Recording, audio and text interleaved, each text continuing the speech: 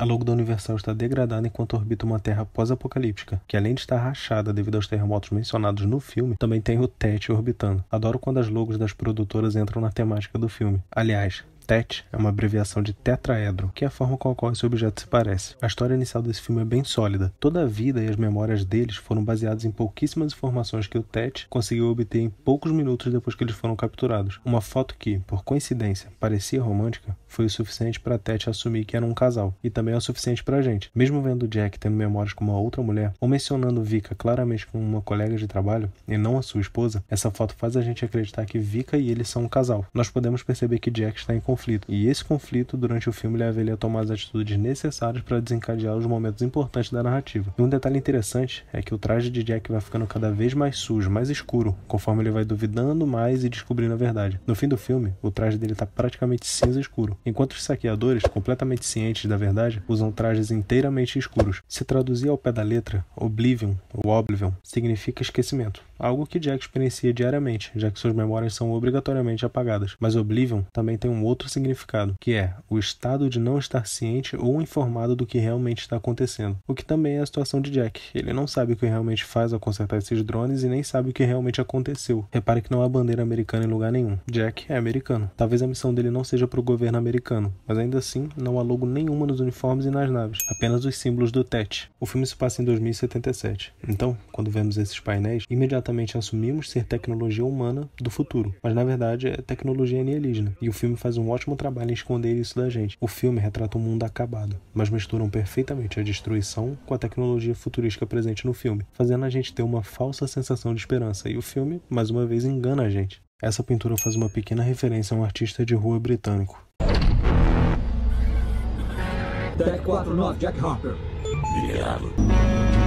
Eu adoro o design de som desses drones. São realistas, realmente parece um tipo de som que uma máquina faria. Mas também é meio perturbador e consegue até passar certa personalidade para os drones. É engraçado como os drones parecem atirar em tudo que se move, a menos que o alvo se apresente como um humano. Quando na verdade, o alvo principal são os humanos, e Jack precisa se identificar apenas para que o drone saiba que esse humano em específico não é um alvo. Isso dá dois significados para essa mesma cena. Jack tem uma nave e a cabine é transparente, que permite que ele tenha uma grande visibilidade. Então, realmente não faz muito sentido que ele precise ir de moto. Seria mais devagar e menos prático, e até mais perigoso, na verdade. Podemos até assumir que ele goste muito de moto. Em momento nenhum é dito que não é permitido que eles se divirtam. Mas infelizmente isso não é o suficiente para fazer a moto ter sentido. Mas pelo menos a moto está no chão, o que permite que a gente veja esse submarino nuclear com todas as portas das ogivas nucleares abertas, reafirmando a fala de Jack, que diz que as bombas foram usadas. Ele comemorando só pra cair logo depois. É engraçado.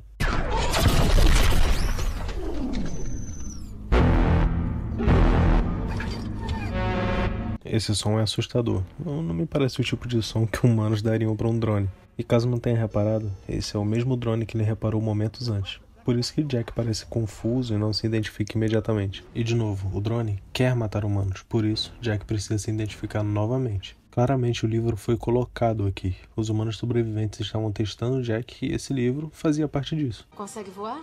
Acho difícil. E sem a armadura é um alvo fácil. Olha, a gente fala com a Sally sobre esse escudo amanhã. Legal. De novo. O drone pode voar, mas nunca recebe as peças da armadura. Então, mandar ele lá pra baixo sem armadura seria inútil. Claramente, Sally quis que houvesse um drone na casa deles que pudesse voar e atirar, mas não pudesse ser mandado lá pra baixo. Por isso, Sally nunca manda as peças. Ela precisa que esse drone esteja aqui para quando ela precisasse. Por um momento, ela fica emocionada com o presente, mas logo em seguida, ela joga fora, mostrando como ela é muito mais fiel às regras e protocolos do que Jack é. Não é uma simples fissura no chão. Na verdade, a cidade foi soterrada e um terremoto deve ter exposto esses prédios novamente, formando essa fenda. E foi bastante soterrada, por sinal. Só a ponta do prédio está exposta. Esse prédio é o Empire State e tem mais de 380 metros de altura. Quanto à moto, eu não tenho certeza, mas esses óculos com certeza devem ser uma referência a Top Gun.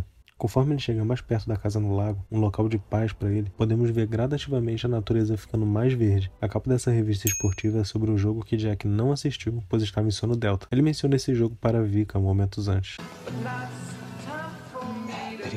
A música lembra Jack de que ele precisa ir embora, por isso essa cara. Aliás, essa também é a música que Sally, a verdadeira Sally, usou para acordar ele do sono delta. Adoro como a nave dá uma desequilibrada por causa do peso extra. Onde nós estamos? Eu sou Vitória. E ele é o Jack.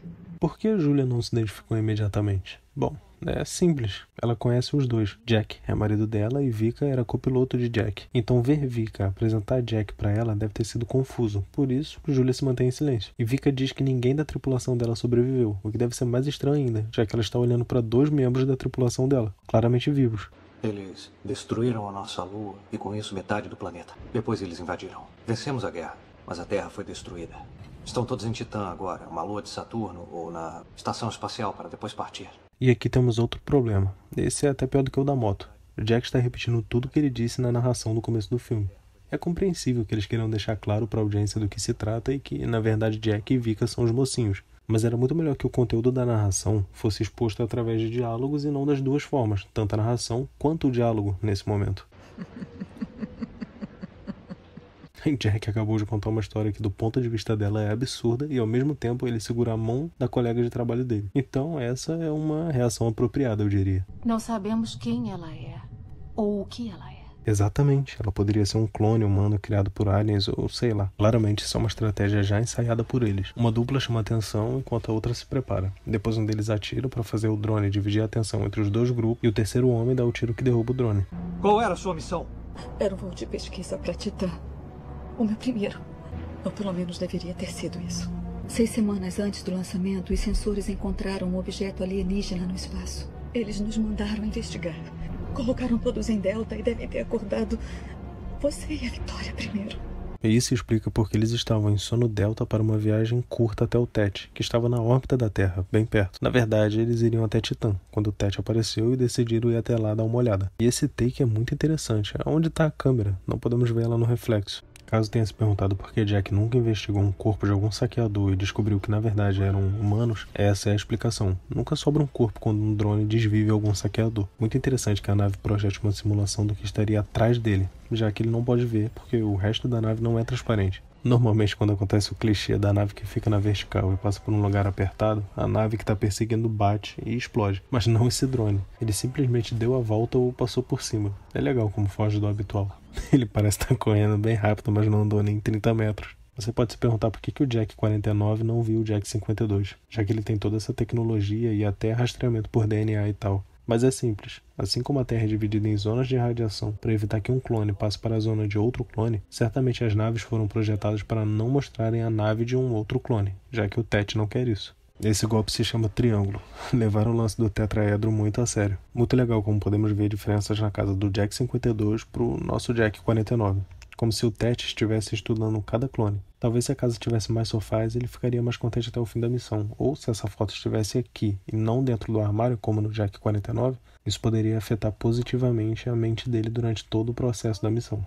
Por que não volta comigo para a superfície? A gente pode ir agora. Agora? Você não vai acreditar no que tem lá embaixo. Podemos parar de falar disso? Eu tô cansada desse assunto. Isso expõe pra gente que o Jack 52 também já pediu pra essa Vika ir lá embaixo, o que deixa claro que todo Jack deve se questionar bastante e está em conflito. E o Morgan Freeman disse que o Jack era especial, mas não disse que ele era o único, já que são clones. Sem alma. Sem humanidade. Essa frase ajuda a gente a entender uma questão que apareceu na cabeça de todo mundo nesse ponto do filme. Porque os clones nunca estranharam o fato de estarem inseridos em um exército onde todos são iguais. Bom, porque são criaturas sem humanidades. Eles são usados como ferramentas, eles recebem ordens, descem e cumprem essas ordens. Para eles não importa que o cara ao lado tenha a mesma aparência. E provavelmente o Tet tentou mandar esses mesmos clones sem humanidades para reparar os drones e percebeu que não deu certo para esse propósito. Os primeiros clones que desceram e atacaram a Terra, os sem humanidades, apenas seguiam direções, ordens. E os clones que tinham que reparar os drones precisavam pensar por conta própria, saber resolver o problema e lidar com certas situações. Por isso, o Tet inseriu humanidade neles através dessa vida fictícia, onde Jack e Vika são parceiros e precisam concluir uma missão para poderem ir para Titã. O jogo de câmera aqui é impressionante. São 15 segundos seguindo esse drone. 15 segundos incríveis. O fato de que os humanos aparentemente têm coletado livros e artefatos a fim de preservar um pouco da humanidade e da cultura humana adiciona mais profundidade à trama e a esses personagens. Tom Cruise ser arremessado para longe devido a uma explosão é algo bem recorrente em Missão Impossível. Acho que foi uma referência. A trilha sonora desse filme é muito boa e consegue ser tocante quando precisa. Bom dia, Odisseia. Dos seus amigos do E essa é uma ótima transição para o passado. Caso não tenha reparado, a nave de Jack muda o modo de propulsão quando ele vai para o espaço. Apesar de ser uma ficção, isso dá uma certa camada de realismo. E agora podemos ver uma bandeira americana. Fica evidente, já que não vimos uma durante o filme todo. Essa cena expõe um pouco da triste relação entre Jack e Vika. Ela claramente tem sentimentos por ele. Isso fica claro durante o filme. É nítido a forma como ela se importa com ele. E em momento nenhum é mencionado que tipos de flashback Vika tem, apesar dela parecer reconhecer Julia vagamente. Mas fica claro que assim como Jack ama Julia, mesmo tendo a memória apagada, Vika também ama Jack. Porém, enquanto Jack apenas sonha com Julia, Vika pode ter ele todos os dias. Por isso que ela sempre diz que está em um outro dia no paraíso. E realmente está. Todos os dias ela acorda numa casa perfeita junto com o homem que ela ama. Por isso ela segue estritamente as regras, porque ela sabe que essa é a única maneira de ficar junto de Jack, seguindo as regras e os protocolos. Por isso também que ela sempre tenta desconversar quando ele vem com questionamentos que poderiam comprometer o objetivo deles e acabar resultando na separação dos dois. A Vika 52 nem sequer percebe que o Jack não é o Jack dela, pois ela tá cega por amor e só quer estar com Jack. E é somente quando ela descobre que Jack descobriu a verdade e está num caminho sem volta que as coisas finalmente desmoronam. Vika até prefere morrer do que permanecer viva se não for junto de Jack. Aliás, já que falei da casa, mencionarei um detalhe interessante. Essa vista foi criada usando 12 telas que ficavam passando essas imagens de nuvem e do céu. Fizeram isso para que a luz do céu refletisse nos olhos dos atores e nas superfícies da casa, deixando mais realista. E a questão do tempo pode até ser meio confusa, porque demorariam 60 anos para a cápsula com Julia e os outros voltarem para a Terra. Mas é simples, grande parte do tempo pode ter sido consumido na viagem de volta. Afinal, não foi mencionado a que velocidade a cápsula estava. E o restante do tempo, provavelmente eles passaram orbitando a Terra até que os saqueadores lá embaixo descobrissem como fazer eles pousarem.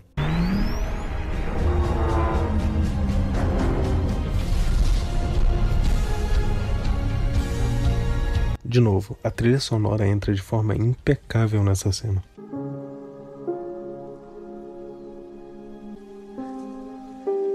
Eu sou ele. Então esse Jack conseguiu realizar o desejo de milhares de outros Jacks. Ele se reuniu com Julia e teve sua família. Um final feliz.